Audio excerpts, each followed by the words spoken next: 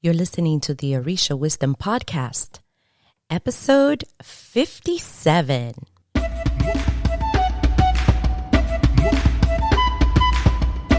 Welcome to the Orisha Wisdom Podcast, where positivity and spirituality create an enhanced life's journey with the wisdom of Ifa and Orisha. I am your host, Omileti Olubunmi.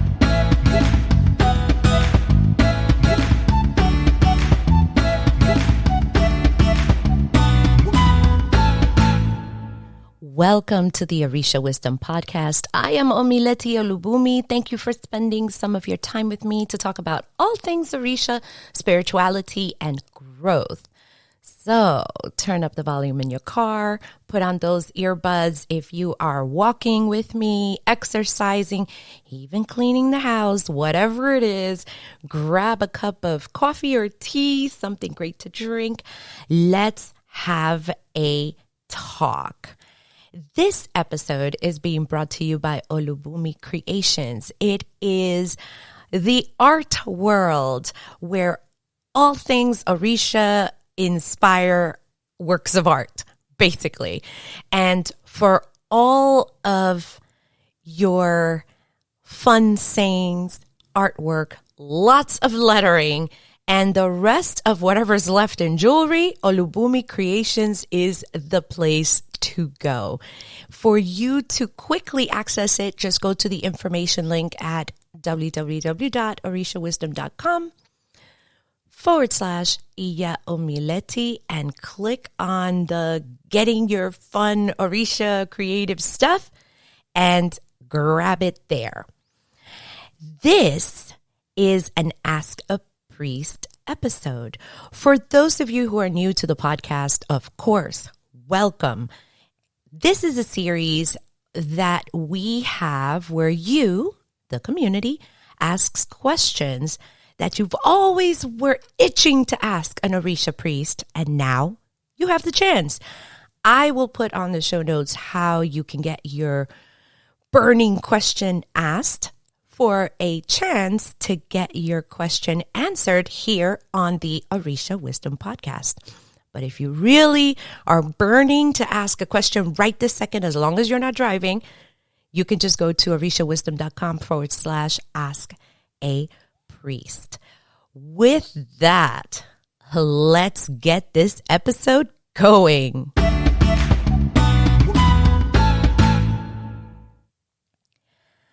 I love this question, and I'm going to totally dive into this, at least to start sparking conversation. Here is the question. Nat asks, how do you start your spiritual practice when you have no idea where to start? All I know for sure is that my roots are Jamaican. I don't want to practice anything that is not native to my roots. Oh, Nat, thank you so much for this question. I like this question quite a bit. Thank you for taking the time to ask it. And let's dive into it. I speak to a lot of folks, and your question is not new. The only thing that differs, of course, is the location. We're going to talk about that too. I have a couple of steps. I like steps like 1, 2, 3. I like things to remember. I wrote this down in my notes. Speak to the folks in your family. Seriously. Speak to the folks in your family. Number 2, speak to neighbors and friends of your family. We could be talking about people who are still back home, people who have moved from back home. I would say anybody over 60 years old is going to be your best friend on this one. Number 3, there is always a family historian. Always. Find out who that person is who likes to remember Aunt Kiki and what she did and when she did it and when she married that guy and that guy came from wherever. There's always one in the family. Find out where yours is and start going there with a recorder and with a notepad and bring that person a gift, because the gift that they're going to give you is going to be amazing. Now, that would be the place to start to find out what they were practicing from your roots. However, before I'm dying to get to a particular place in this question. Before I get there, I did a quick search. And two things came up that were prominent. So a lot of things are practiced in Jamaica, spiritual-wise. A lot of things. One of them I'm pretty sure you've heard of is Obia. I hope I'm not totally killing it. But Obia, I've heard Obia man, I've heard Obia. So I'm going to stick with that. Another one is Mial. Again, if I'm butchering it, please don't kill me. It's Myal. And what I got is that it's an Afro-Jamaican spirituality. And of course, it came when African religions during the slave era and all kinds of stuff like that. It might be worth you visiting that, especially if somebody in your family, friends, relatives tells you something similar. And there are practices that focus on the connection of spirits with humans, which kind of very much links to our traditions here too. Okay, now. This is the part that I wanted to get to. Why is it that you're here in an Orisha tradition space? This is going to be the question that's going to boggle your noodle. I'm trying to think of the Matrix. What was it that she told him? This is going to bake your noodle or something like that. What is it that interested you to the Orisha tradition space? This is going to be the question. This question, as I sit to review from all the entries that come in, this one stood out, like it yelled, "Hey, please, please." And it stood out because you're not the first to ask a similar question. Like I said before, the only difference is the country. Or some people will say, listen, Omileti, I really want to be here. I don't want to do anything white. I want to do only things that are from my traditions. And I'm like, well, what's your traditions? Just nothing white or nothing whatever. Nothing, it's just me. And I get it. A lot of people are ready to step away from their norm. Something does not resonate. And I have to commend you for that, because some people just kind of continue and continue and continue, and they don't pause to see why these traditions or this thing that I'm practicing does not resonate anymore. I want to tell you that this is great that you are in your search, as are many others. And I understand that they want to stick only to one path of the road, which means only to things that are related to my roots, of what they perceive is their roots. But they're not happy. They're not happy. It's almost like there's a constant hole in their spirituality because there's something missing, which is why they're jumping from place to place. Like, where do I start? What do I do? But I want to do something that is mine. Okay. Now, please don't turn this off. Don't turn this off. Don't turn this off, because I'm going to apologize in advance, because what I'm going to say, you might not be too happy with. But it's coming from a place of love, because I do understand. And I'm actually, you know what? I'm going to write this down. My story. I'm going to tell you a couple of stories. And I just remembered one that goes particularly with what I'm about to say. Your roots could come directly from Great Britain. Please just don't turn it off. Or even from Spain. Why is that? Because at the end of the day, we have all been mixed through travels, through love, because, oh my God, people fell in love. People think that even during the slavery times that there was no love there. There was some love between the supposedly master and somebody else. And there have been some really interesting stories. A very big one, actually. I just thought of this. Chica da Silva from Brazil. Oh my God, they had a novela about this. And all the boys in the class, I remember, were watching it because there was like semi-nudity and they were like all freaking out. We're talking about like young boys. And it talks about how she fell in love with him, but he fell in love with her back. And history talks about that. So sometimes there's love that happened. And of course, through slavery, which we all know the passage was not cool of that aspect.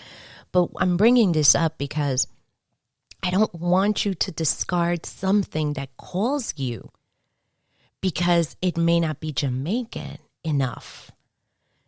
If you fight your destiny, you're going to have a rough time. So I pulled out a story, and this is actually a friend of mine. She is half Dominican, from Dominican Republic, half Puerto Rican. She's dark-skinned.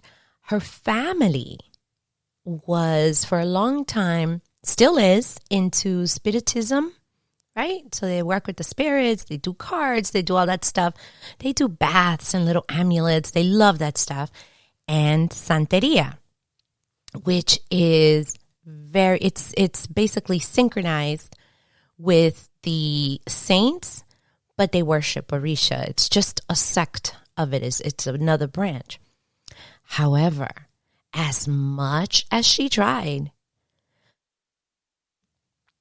she did not go that route. And I remember asking her years ago, I was sitting in her living room like, just think about it like this for a second. This is a person who has relatives who are in these traditions. Just one branch of it, but it's still these traditions. And here there's me just wishing I was in those traditions. And I'm like, what are you thinking? Like, you've got this. She's like, it doesn't call me. I don't want to do this. And to me, I'm like, preposterous. Oh my God, I would just wish that I was you. What called her? Paganism. She studied Wicca for a really long time. She's had initiations. Paganism is her thing. And it's been her thing for decades. And once she found home, she found what she was looking for. And if you look from where she is from, it could be from anywhere in Europe at this point, because we're all pretty much mixed. I'm sharing this particular story because you would think that because she's dark-skinned, she comes from a very Latin area, which has expressive Native and African blood, right? But she chose another route, and it fits her. It suits her. She's at home. She's a happier, better human being. She went with what called her. Now, I do understand. I do understand the plight of trying to be genuine and true to you. I get it. Before I get to something else, I think this is the best place to plug this particular story in.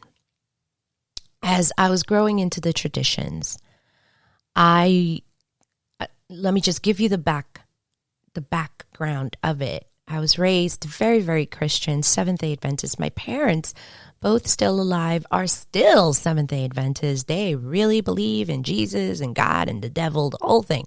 They're very there. And when I would ask my mother, she can pass for a white lady. As long as she doesn't open her mouth to speak, because she still has a heavy Spanish accent.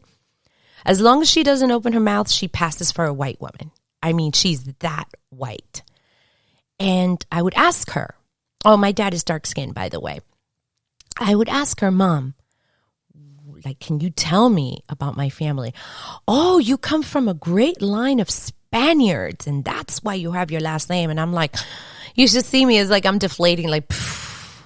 And I'm like, no, seriously, like, can you go back before that? Well, you come from a really great line of Spaniards. And I'm like, I really this was not working out. My mom finally, I guess one day I caught her in a great mood and all the stars and planets were properly aligned. And I asked her the same question that I had been asking. Because in the beginning, when you come into these traditions, they tell you, gather up all of your eguns, like a list of your eguns. And, like how they lived and how they died. So I was trying to gather who was grandma this, who was titi this, who was all these people. I was trying to gather that. But this day, I told you, the stars, the skies, everything was aligned. And she said, well, on your father's side, there was this guy and your great-great-grandmother, she was like, and she was holding something that was black. And she goes, she was like this. And I'm like, uh-huh. And of course, I didn't want to say anything because now my heart's beating really fast. Like, yes, I'm getting to the nitty gritty. I'm about to find out. Yeah, and her name was so-and-so. And she started to talk. And she told me, she said, well, your whoever and whoever, like both of them, they came straight from the boats. And I'm like, wow. Like, I was like, yes, I found what I was looking for. And she told me, she was a little like stricken by it. And she said, well, back then the law was that even if you were as black, you could not say you were African. Even if you were and you didn't know any Spanish, because the Spanish were the ones that invaded us, you couldn't say anything else. And, oh, hell, so I guess they all had to be Spaniards. But everybody knew they were Africans, but they never were allowed to really speak their native tongue. They were forced to learn Spanish. You know the deal. It's just like been slavery on pretty much everywhere else when it came to the Spanish and the English. They, and Portuguese, same thing. So I found out that I had a connection to African. And that's what I realized. Oh, I do belong here. This is awesome. And I was able to kind of move a little forward with a little more reassured step in these traditions. To this day, I don't know exactly what part of Africa. I really don't. Maybe one of these days I'll do that Ancestry.com thing, but I don't know. And I've come to the realization of I don't care. I'll explain what I mean. Like, I don't know and I don't care. It's enough for me that my intuition feels good and at home here. Like, that's enough. And that part took a really long time. If I were to ask you to do that, you'll be like, you'll suck your teeth and you'll shut this off because it's hard. I remember there was a long time that I didn't want to do anything with Christianity of any way. I had a Bible shoved, I don't even know where. I made sure, like, it was so easy for me to accept these concepts and ideologies because I was so ready to get away from Christianity that it was just such an easy switch. It was such an easy switch. However, these traditions kind of teach you that you must honor your ancestry. And even though I did not want to, remember, I'm trying to come into the Orisha traditions, I had to still honor the ancestors who were Christians. That was very hard for me. Because here you're trying to get away from something and it just keeps calling you back in a way. So I have the happy medium. If we are doing a misa or we're doing certain things for my eguns, I don't mind breaking out the Bible and reading a couple of verses because I don't remember. I barely remember Our Father. And I don't mind because those eguns still hold on to that. And that's just something I will never get away with. But remember, I'm here, but they support me in my endeavors. So I support them in whatever they want.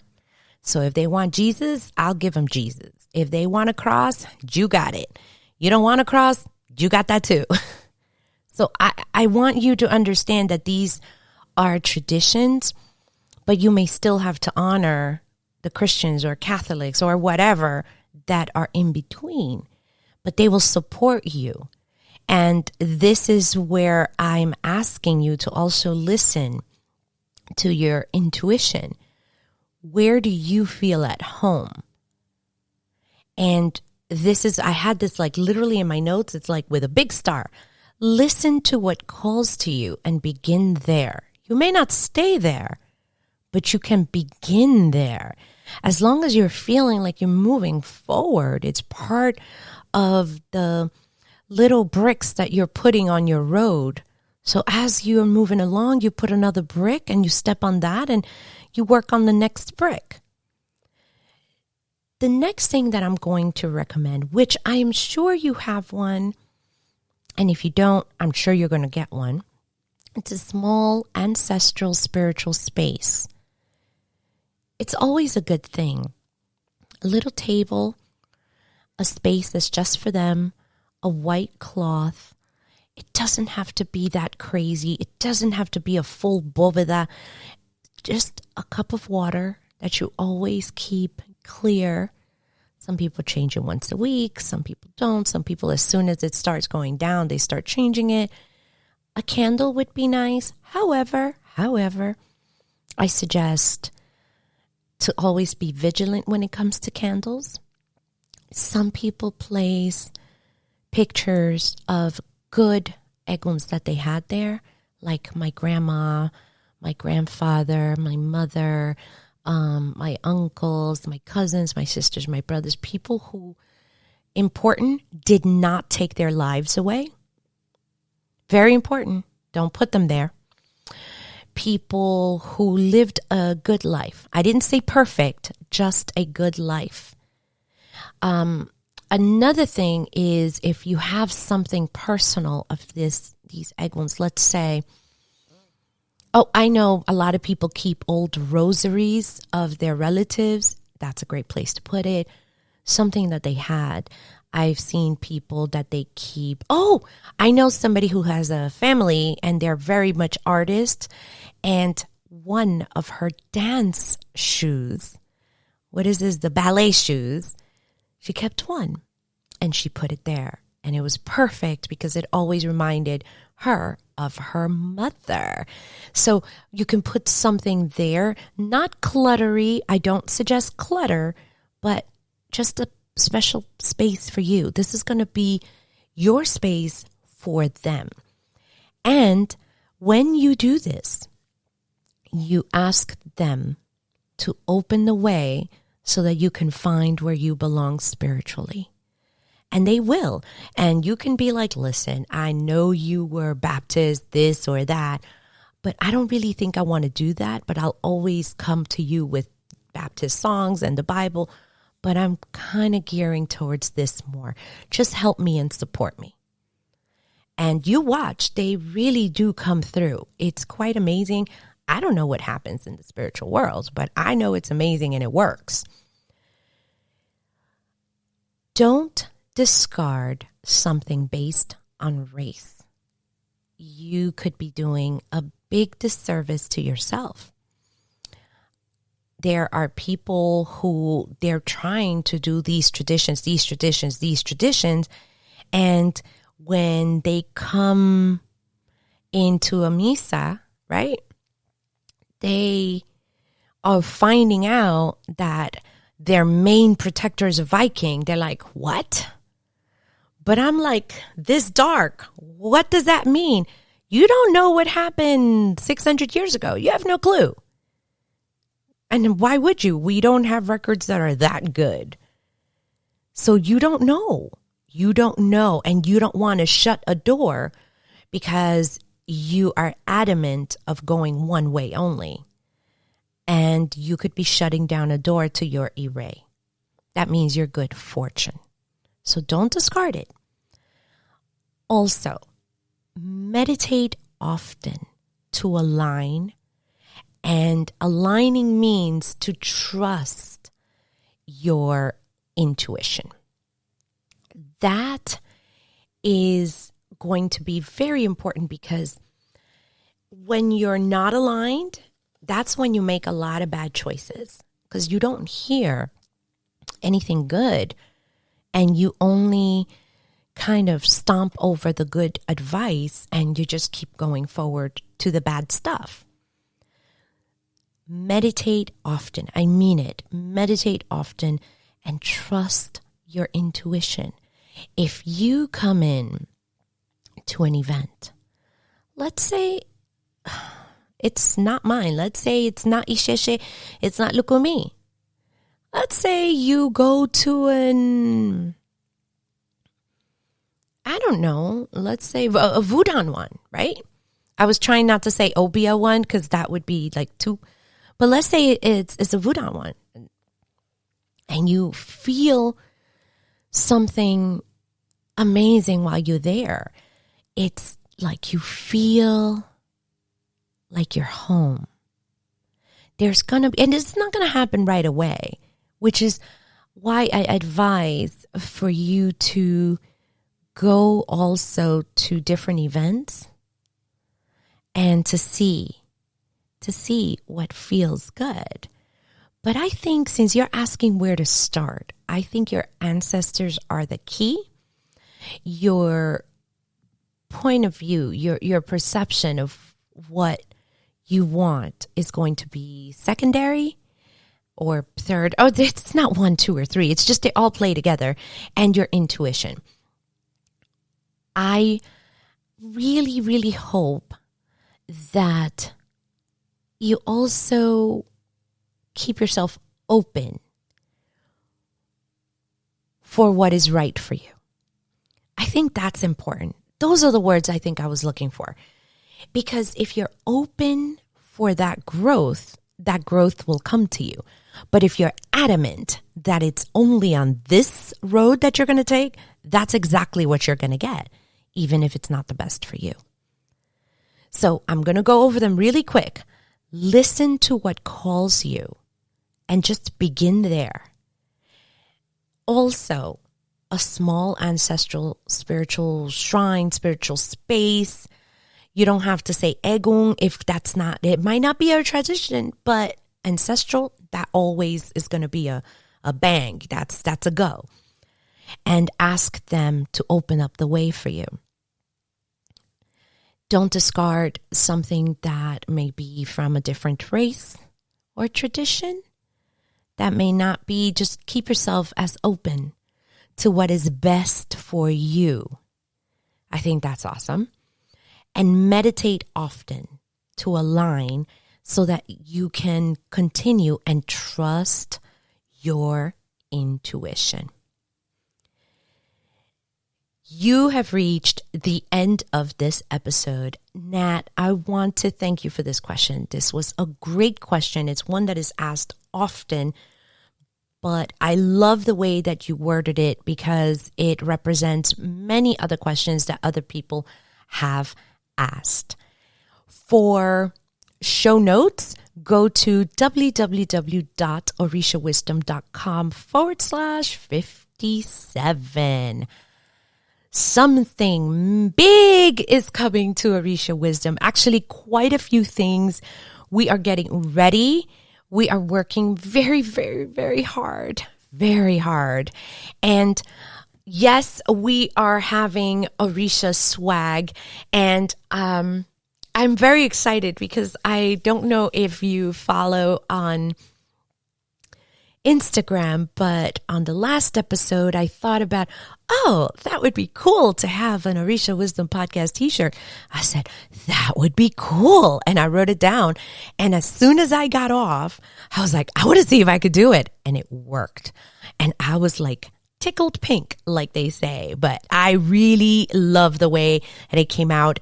Great t-shirt designs are on the way. And it's more like, here, this is the t-shirt. Like, I have to take pictures. I have to put them. I have to say what they say. So these things are taking a little bit.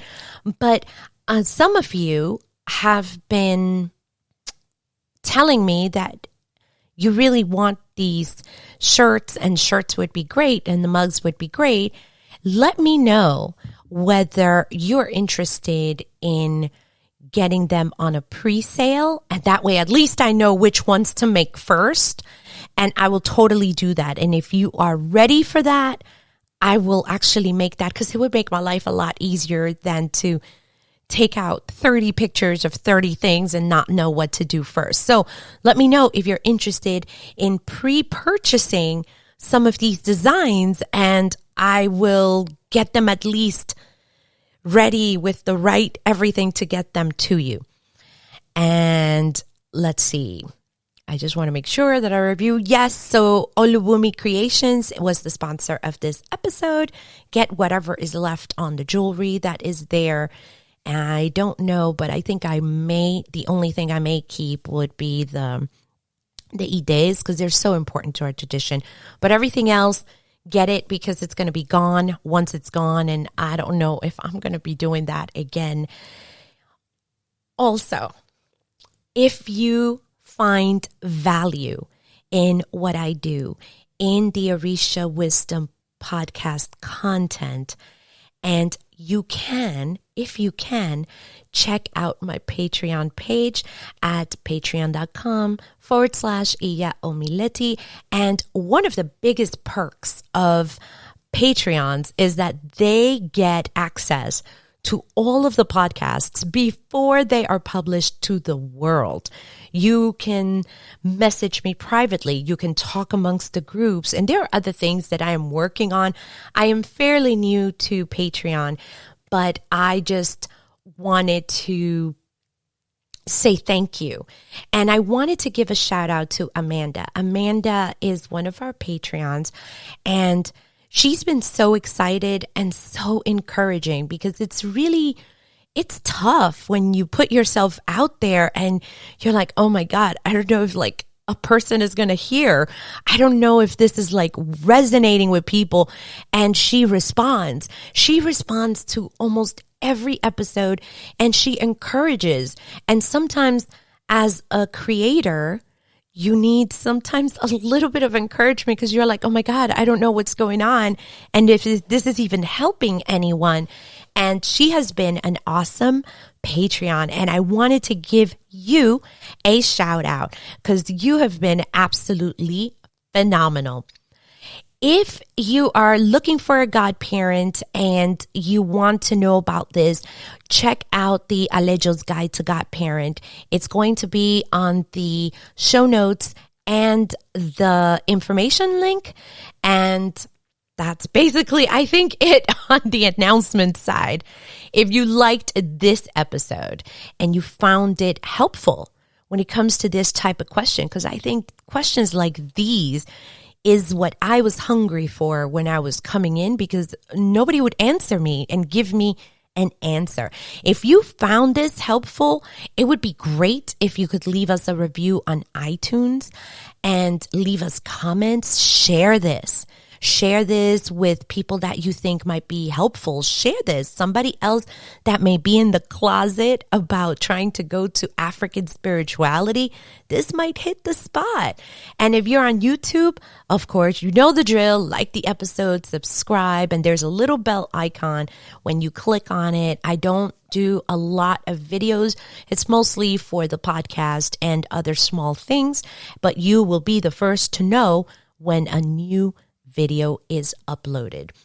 Stay tuned for the next couple of episodes where we're going to tackle other topics as well as other episodes of Ask a Priest. Again, the show notes to get all of this is orishawisdom.com/57. I can't wait for all of the fun stuff that is coming up. And I thank you so much for listening and for your support. Until next time, may the elevated ancestors and all Orisha bless you immensely. Odabo! Thank you for listening to the Orisha Wisdom Podcast. Be sure to check out the show notes at orishawisdom.com/podcast. Can't get enough of Orisha Wisdom? Check us out at orishawisdom.com and subscribe to our community. Remember, the wisdom of Ifa and Orisha is all around us.